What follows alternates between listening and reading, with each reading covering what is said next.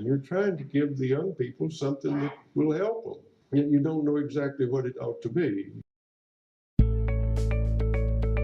Welcome to the Teach Thought Podcast. Our mission is to rethink what's possible teaching and learning in a modern context. Join your classroom to the Teach Thought movement and be a part of the change. In today's conversation, I speak with Jennifer Gonzalez. Jennifer is a former National Board Certified teacher with 7 years of experience in the middle school language arts classroom. After leaving the classroom to raise a family, Jennifer started Cult of Pedagogy, a website for, quote, teacher nerds to find ideas, tools, and other resources for the pedagogue in each of us. In this conversation, we talk about where she's from, how to pronounce pedagogy, and why it's useful to connect with other teachers. We also talk about booze and personalized learning. At one point, her husband interrupts the conversation by leaving a message on the answering machine, which is great because A, it was unexpected and funny, and B, that means she has and uses an answering machine. We had to cut the conversation short, but we'll follow up with her again soon. For now, here's my conversation with Jennifer. You're from Bowling Green. Not from Bowling Green. I'm just in Bowling Green. I've been here for 15 years now. Mm-hmm. But my husband and I are both military brats, so we met in Germany in high school a long, long time ago. And anyway, so for a military brat who has moved around a lot, you have trouble picking a place to call home. And he had followed some friends to South Central Kentucky, and long story short, we just decided that the cost of living and the ease of living here was going to work for us, and so here we are. Wow, Germany to Bowling Green. Yeah. My words. Where in Germany? We were in Wiesbaden. This is just where we went to high school, but we're both American. See, that doesn't mean anything to me. You could have just made that city up, and I wouldn't know. Yeah, it'll mean something to somebody out there who's got a military background. Like Berlin, maybe. Yes. Yeah. That exists. Mm-hmm. What was Germany like? Oh my gosh. Well, I was there from age 15 to 19, so fun, really fun. Do you speak German? Not. I mean, it's been I graduated high school in 1988, so it's been a long, long time since I've been over there. But I mean, I can listen to it and I can pick it up and I can cobble some sentences together. But it's been a while. I think if we were to go over there and spend a month, I'd pick it back up again. But I went to an American school, so we didn't really have to learn German unless we chose to. It's a scary language. Yeah, it's funny the way they capitalize their nouns and stuff. And it just sounds it sounds like you're training dogs all the time. Yeah, it does. The aesthetic of it is just frightening. Now, it is. Did you ever get to go on the Autobahn? That's cool. I want to go there. Did you ever get to go? Drive on the Autobahn. Yeah. Yeah. That's my first driver's license was, that was my highway. So it's fast. What's the fastest you've ever gone on the Autobahn? Oh gosh. Well, I had a VW bus. So that thing down at like 75 miles an hour and it was like shaking. It's got the aerodynamics of a brick. Yeah. My dad had a Mercedes though. I think I took that one pretty high. We called it clicks over there, kilometers. I probably took it over 100 clicks at that point in time, but I scared myself. Very exciting. No, it's not. I don't know. Maybe I don't even remember the conversion anymore. But you gotta have a better story than that. You can't say you drove on the Autobahn and then say, but it was on a bus, and I think I might have done 100. That is awful. It's pitiful, isn't it? I was a pretty cautious driver. You live life on the wild side. My word. Yeah. You should be ashamed of yourself. Did you ever heard of the Nurburgring? The Nurburgring? Nurburgring. It's a racetrack. The Nordschleife? Oh, no. Yeah. I was kind of just into partying then at those ages. Oh, I'd like to hear what was the party like? Like, well, they stayed up a little late, had a little popcorn. Teenagers were allowed in bars. And all the American kids, I mean, the drinking age was 16. And even back then, like on the American bases, it was 18. So, I got a lot of that out of my system before I ever started college because we would literally get on a bus and go downtown every weekend. That was our weekends. And I was kind of shocked when I came back to the States and kids were getting in cars and driving to people's houses for parties. And I thought, but you're all drinking and driving. We were drinking. We were just getting in taxis. And so Wiesbaden's a pretty big city. So it was a lot more sort of walking buses and stuff. But yeah, I was more interested in that at those ages than in that. I hear about that, this idea of getting things out of your system. So yes, I'm going to do this and then I'm not going to do it anymore. Well, it helped in college. All my friends were just, hardcore drinkers, and it was us kind of past that at that point. So I was a pretty good student in college because I don't know. Plus, I took a year off to find myself. So Because you could drink? You were a good student? Is that what you're saying? No, because I had that like freedom phase was already passed. Oh, okay. Do you Yeah, know what because I mean? before college. So you're like 16, Right. 17. All right. At that point, I didn't start college till I was 19. I took a year off to travel and stuff. So by the time I got in there, I was like kind of an adult already. I was really ready to buckle down and, And how old were you when you met your husband? Well, I met him at 16, but we didn't get married until I was 30. So we had a big gap there. We didn't date. We went off and experienced our whole lives and then came back together. All right. So is there a destiny story? Is there some sort of something beautiful that happened, like you'd given up on, some notebook story? Is there anything? No. Nothing? No, it was a high school reunion in Las Vegas, and we just kind of got interested in each other, and then 3 years later we finally reconnected and finally got married. So no, there's no pretty destiny story at all. No. That's disappointing. No, I'm sorry.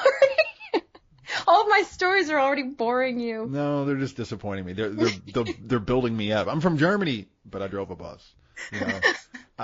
My husband and I spent 2 decades apart, but No story. Yeah, like there's a lot of potential in you, but I'm having trouble. I'm having trouble getting something out. All right. So tell me, so we don't turn off all of our education focused Right. listeners. It's like, why are they listening to this? I'm driving in beer. Right, driving in beer in Germany. Well, so this is our 5th episode, and so I'm experimenting with different formats. So I've tried the straight interview, and that bored me to tears. And I think I'm gonna do more than one format, but I really like the idea of personalizing the people behind. Yeah. The stories behind the people that are doing cool things in education, and kind of humanizing it a little bit, and then, I don't know, just making it interesting. But we'll have to see how it works out. So in that vein, tell me about the cult of. Now wait, I'm nervous here. I say pedagogy. I do too. Okay, good. That good. is my preferred. I have a button on my site that actually teaches people how to say it, because when I first started the site, my mom still calls it the cult.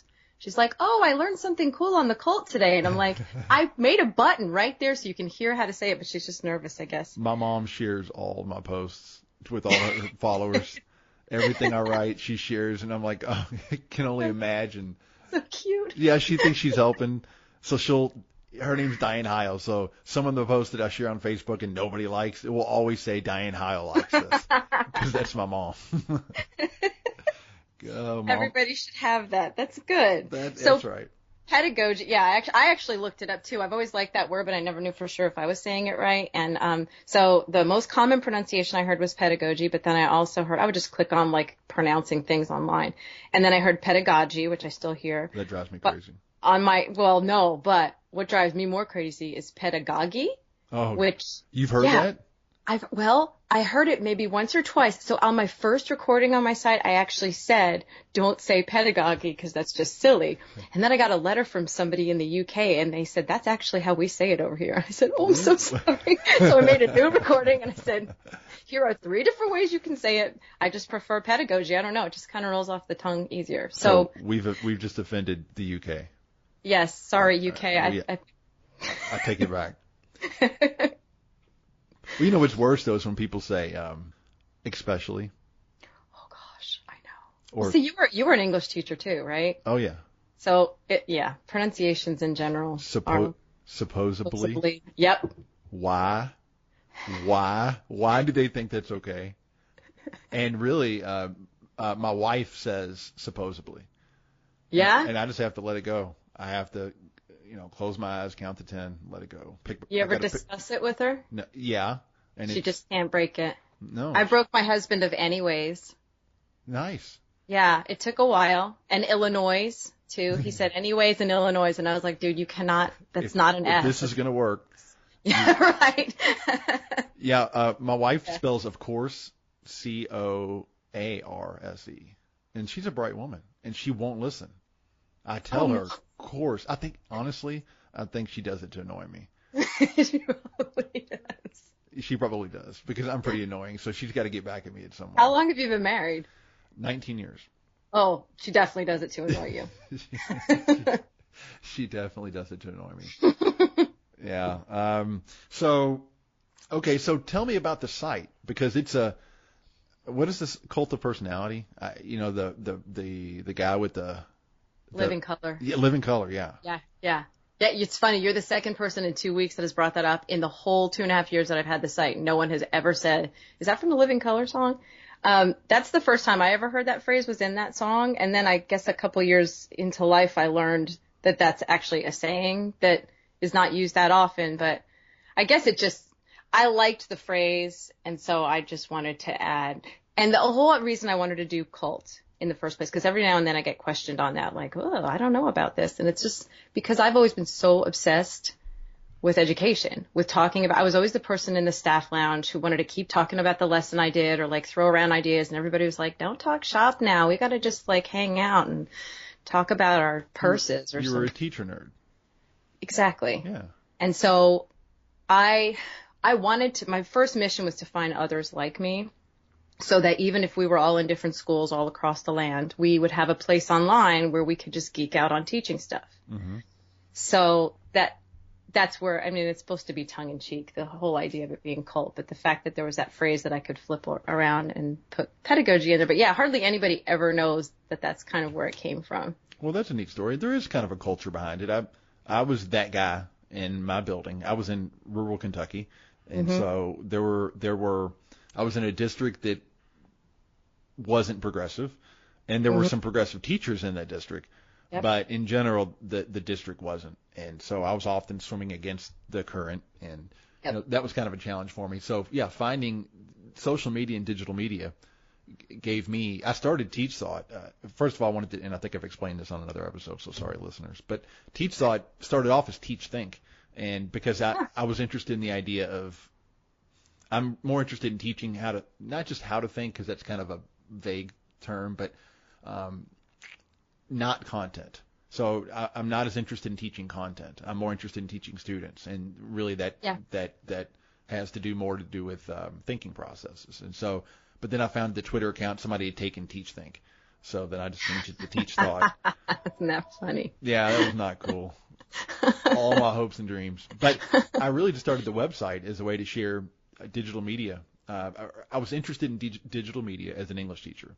And so the convergence from single media forms like books to multimedia to digital media to social media. And so I wanted to share that kind of thing online. So I started the blog, and I started. Hang on. Sorry. My husband forgot that I'm on a podcast. He's asking me to pick up. Hello. Hey, I'm doing that podcast recording right now. Yeah. Tell him we want to talk to him. Okay. All right. I'll talk to you later.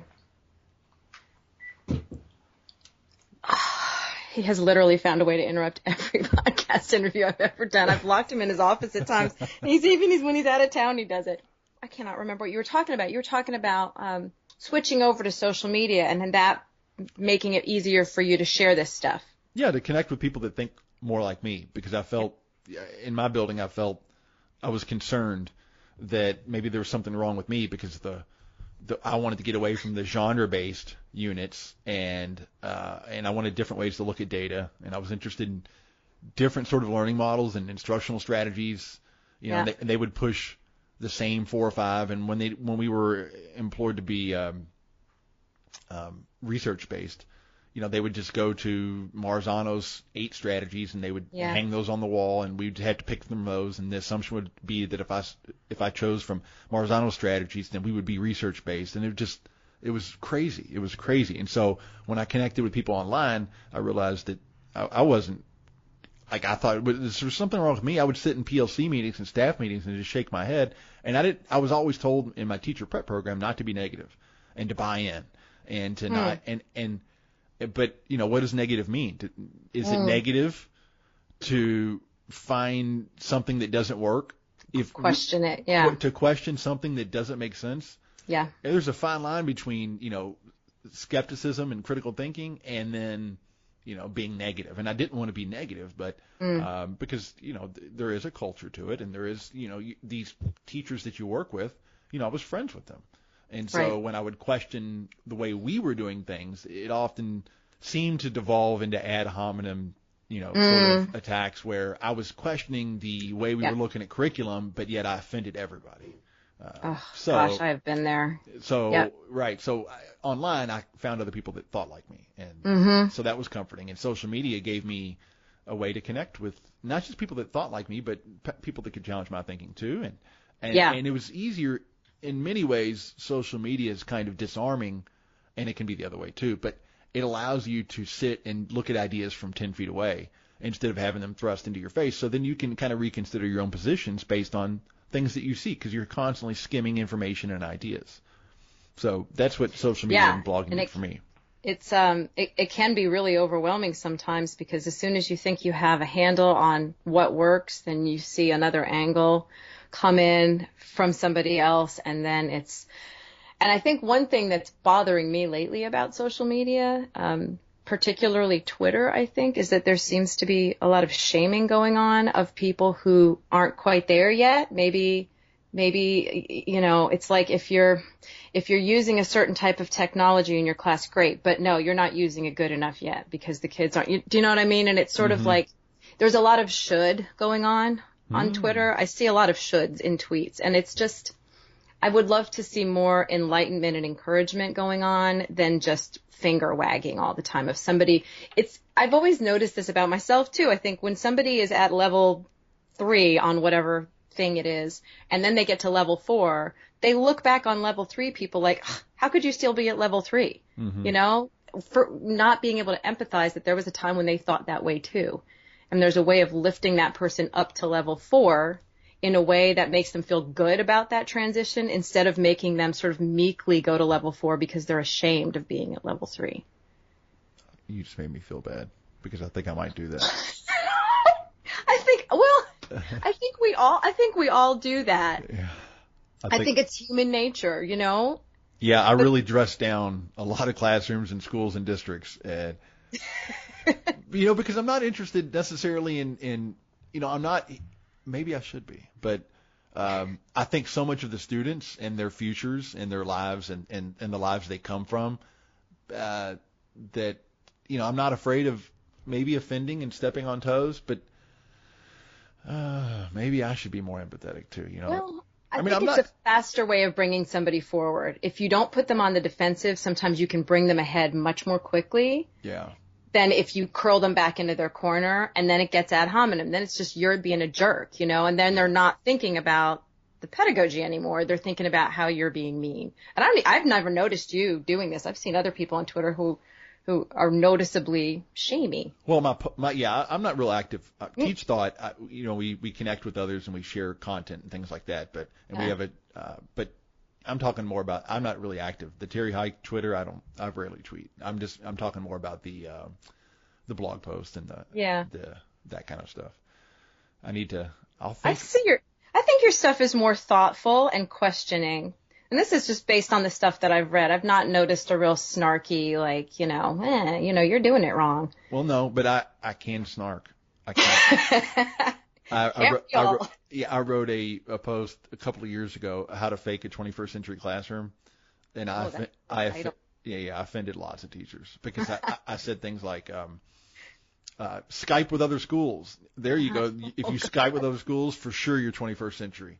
And use Twitter in the classroom. If you have students tweet, you are living in the 21st. It was satirical, obviously, but the point was that 21st century learning was more about less about things that you tack on and more about a different mindset. Yeah. And living in an age of, connectivity and unfortunately, some people don't like this word, but branding, personal branding, citizenship, digital citizenship. And so these were, it was more about that and less about, do you Skype and do you have a BYOD program? And, I'm 1-to-1. I've got a post, by the way, that I'm going to write, and I've started it, and it's really going to be amazing. You'll know when you see it, but it gets at a lot of these buzzwords. Yeah. But sometimes the posts that I write that I like the most are the least shared. But oh gosh, no kidding, right? Yeah. I think this one's going to really be a big hit, and then it just goes wah wah. Yeah, it's crickets, tumbleweeds. Yeah. I open up to check Twitter and it's like chirp, chirp, chirp, I chirp. know. I know. And I think, well, maybe I was just being selfish with that one, but I had fun. Like I wrote this piece on what Kurt Vonnegut would say about your teaching, and when I wrote saw that title come through. if you've read Vonnegut, and I'm reading I've finished Breakfast of Champions. Uh-huh. If you've read Vonnegut, you would get it. But Right. if you haven't, and I'm not in some high and mighty place like I read Kurt Vonnegut. I'm just saying that you don't get the joke unless you read the book. So maybe people need more Vonnegut, but It's going to be a smaller. That's funny. I'm literally posting something tomorrow about. I've been doing CrossFit lately. Do you know what CrossFit is? Mm-hmm. So we've been doing it for a couple of months, and there are some things that they do with us in CrossFit, not physical things, but some of the ways that they manipulate our learning that I think are really applicable to the classroom. So it's been just eating at me to write this post about the stuff I'm learning about teaching from CrossFit. But the whole time I'm getting ready to put it up, I'm thinking only a teeny cross section of people are going to know both of these things. And so it's not going to be a huge hit, but sometimes you just have to get your thoughts out. Yeah, write it. You should. Yeah, so maybe it'll be a big hit with the CrossFit community, and then they'll be like, why is she talking about all this classroom crap in here? Yeah, well, imagine people that are going to be listening to this podcast. I know. What are they talking about? Whatever. Yeah, whatever. 80-20 rule is what I've been thinking about recently. 80-20. So, and that's kind of a vague framework for suggesting that not everything is all in. So, 80% of my content in the past I've written because I've wanted to write it. So I've been really interested in something and I wrote it and people liked it, they did. But I didn't start with what do teachers need. I started with what am I curious about. Yeah. And then 20% of it I thought, well, let's see what they're looking for. What are they searching for? What's hot? And I'll write about that because I want to meet their needs. And lately I've been kind of rethinking that and going the other way. Now, I don't know if I'm going to be able to do this because I'm kind of selfish, but I want to do 80% what I believe teachers are asking for and need right now, and 20%. And 20% kind of the selfish stuff. I think you have to lead people along with you. I think if they get to know your voice and your whole body of content and they start to trust you, they're going to be more likely to read the stuff that maybe is more self-indulgent, stuff that you just are interested in. Yeah. But I've had that exact same evolution. It's just sort of like I used to write more about sort of like policy stuff, like Bill Gates and stuff. And I found that I just wasn't enjoying it that much and it wasn't a huge hit anyway. And I know I cannot compete with Diane Ravitch and the BATs and all of them. So I thought I'm just going to leave that alone, I think. Mm-hmm. But you notice the stuff that starts to take off and what people really need. And it's hard to not keep going there because it's going to be useful. But then there are these other topics that, and that's your prerogative as a blogger. It's your space. So yeah, there's the service angle to it. Some of it is self-indulgent, and you can read the first three sentences of something I write and tell, is this one of his rants or self-indulgent rants, or is this something I'm actually going to be able to use in the classroom? But really, that comes from a place of just being generally dissatisfied with the way we educate. And it's not critical. I'm not being critical. It's just teachers do the best they can. Yep. I know because I am one, and my wife is a teacher. It's not an attack on teaching, and it's not necessarily an attack on superintendents or policymakers. We're all kind of complicit, and we're all doing the best we can, kind of. But in general, we're not meeting the needs of kids. Schools aren't changing lives, not enough lives. There are too many kids that graduate high school with very little hope for the future. They graduate and they get that diploma, and it's not a marker for any kind of likelihood for success, and it's not, it doesn't mean what it should mean. And so, I agree. And so really, ultimately, I'm sorry, something messed up on my computer. I'll have to edit that out. But ultimately, that's where a lot of this content comes from, is if I just post 12 instructional strategies that you can use in the classroom tomorrow, that would be helpful for teachers. And I get that, and I try to do that.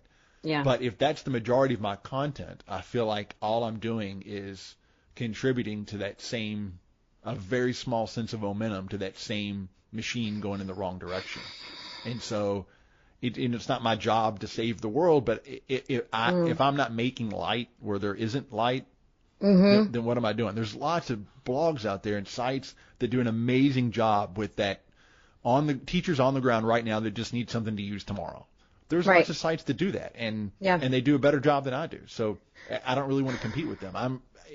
I'm interested in kind of rethinking teaching and learning. And I know that's not eminently useful, and that's why those other sites probably get more traffic than mine. But that's where the 80-20 comes from. It's because that 80% is like, what if? What if we did this? Where might we be going? What might be possible? And I think that's important stuff, though, because if you can, especially teachers in the classroom right now in October, like they're just running, and they just want something that they don't want to stop and think and ponder. They just want to, but I think it's important to put that stuff out there that's bigger picture, because again, if they trust you and they know that you know the nuts and bolts, then I think you can have more influence. You know, if somebody just comes out of the woodwork and just starts saying, oh, this is how we should do it, it's like, wow, whatever. But if you've gained their trust over time and you've shown that you know quality teaching, I think they'll come along for the ride then if you're expanding a little bit more. I don't know. I know exactly what you're talking about, though, because a lot of times I want to do that too, to push the thinking. And the one thing that I'm trying really hard to do with my site is make stuff really consumable, because I know that I feel like a Southwest Airlines attendant, but I know that people have many choices when they get on the internet. And so I want to do things so that they will choose me, because I know that sounds really egotistical, but it's because I know that I've got good stuff for them. And so I want to give it to them in as consumable a bite as possible. And I want to make it pleasurable and entertaining and relatable, so that they can read a post and have a new idea or a new inspiration or whatever it is. And that was one of the reasons why I decided to shift from, when I first started my site, I tried to be more of a faceless corporation. Like, I called myself we, and I really didn't have my picture anywhere. And I don't know, I guess I've been studying a little bit more about online business and social media and how people are more willing to consume your content if they feel like you're a person that they know. I do the we thing too, and I've been transitioning to I. Yeah. And it's difficult, but because you when you sit down to write, you just take on the mindset of your site. So I'm not trying to act corporate-ish. I'm just, when I sit down, I think I'm creating content for Teach Thought. I don't think Terry Hike. Yeah. But, it's funny, because when I thought too that also that I would have more authority if I was behind a curtain, basically. But then I notice now when I go to certain sites where it's not a person, but it's a site, sort of like We Are Teachers sometimes produces good stuff, but you don't necessarily know where it came from. It's just from them I don't know. I don't grab onto it quite as much. It's anonymous. Right. And I think this is a phenomenon of the internet where we are right now. I think because anybody can produce content, I think hiding behind a corporation, I don't know, it's less relatable. And I think people are more apt to go to a person if they feel that that's a person they trust, I guess, more than anything.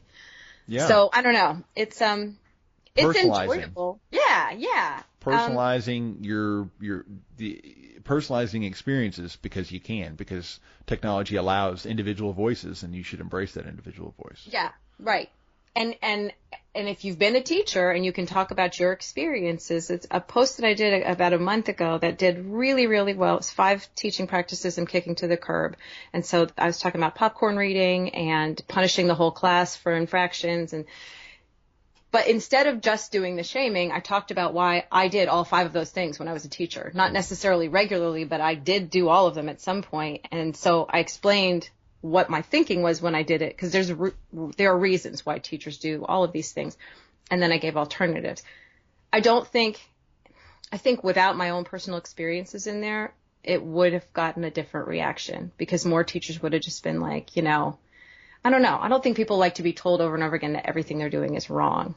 I think it's easier to digest if somebody says, I did that too, except I've learned a different way, so I want to share that with you. Humanizing content. That's something I'm learning from you, Jen. You don't look like a Jen. I think you're a Jennifer. No kidding. No, you're a Jennifer. Then that's what you'll call me. That's what I'll call you. Okay. So tell me, I can tell right away that I've got a list of things for us to talk about, and it's not going to happen today because. Well, what's the most important stuff that you wanted to get to? Yeah, we've been on for 33 minutes already. Wow. Yeah. So here's what I want to do. Okay. I would like to schedule a follow-up podcast. Okay. And maybe I'll have you on, every now and then intermittently, and we can kind of get at these ideas, because I think we're coming from a very similar place. Yeah. And we're both from Kentucky. Hey. Yes, we got to stick together. Even though you're not from Kentucky, you're in Kentucky. I don't claim any other home, so it might as well be Kentucky. Well, you want to offend people from Kentucky? Go ahead and say, well, I'm not. I've met some fantastic people here. I really have. And I think, a lot of my family is in Massachusetts. My sister taught in Massachusetts for a long time, and I would tell her things that we were doing here, and she was just like, no one's doing, like the way that Kentucky supported National Board Certified Teachers. In Massachusetts, she could barely get anybody to even look at her paperwork, let alone give her a stipend for the rest of her career. And so I think, what happened with Kentucky in, was it 1990, whenever we were at the bottom of the barrel and we got Kira and everybody freaked out? I think Kentucky's trying really hard. Oh, they are. And that's admirable. Yeah, every principal I've ever had has done anything I've asked them to do.